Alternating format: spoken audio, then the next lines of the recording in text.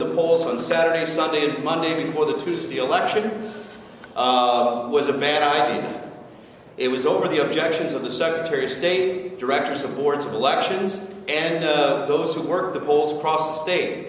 They basically were trying to tell the judge there's no way to rectify the poll books of those voting in those 3 days before the Tuesday election.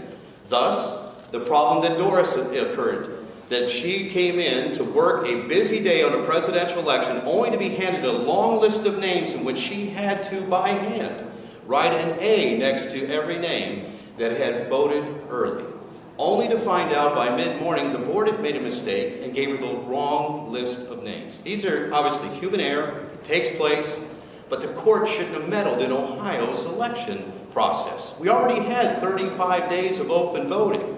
There was plenty of opportunity for people to vote. I don't know how more you can make it any easier, but then chasing somebody down with a ballot and tackling them on the street and giving them a ballot. I mean, come on. So the judge had it wrong.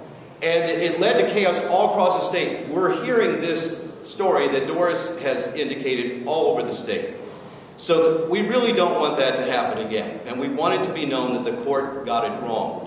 I think that the legislation that the Ohio legislature has already introduced will be helpful. There is concern about mail-in ballots, early voting. And in the consideration of the list of recommendations, photo ID requirement in Ohio, the time has come for that. It polls at over 70%. Ohioans, doesn't matter if you're Democrat, Republican, Independent, people want photo ID requirement. I'd have to say, in the precinct in which I served on Tuesday, 95% of those people in the line produced a photo ID. I really don't think it's that big of a problem, but it will go a long way in, one, relieving concerns that people have, and two, eliminating some voter fraud that does take place with lack of identity of voter coming to cast a ballot. Thus, Mike's situation here is this lady who produced only a Florida ID, but had no utility bill or anything that was permissible for her to prove that she was an Ohio resident. And yet she cast a ballot, and it ended up in the machine. It was in the count. Right. Yeah, so it was not to do that. It was to go back in the envelope and then back to the Board of Elections to vet to see if she was indeed a duly registered voter in the state of Ohio. One of the things that the State House has tried to do is close down so-called Golden Week.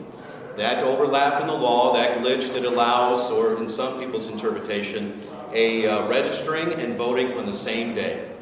When most Ohioans hear that, they can't believe that that's actually taking place. And yet, over the last several elections, it has indeed been encouraged by campaigns to do so.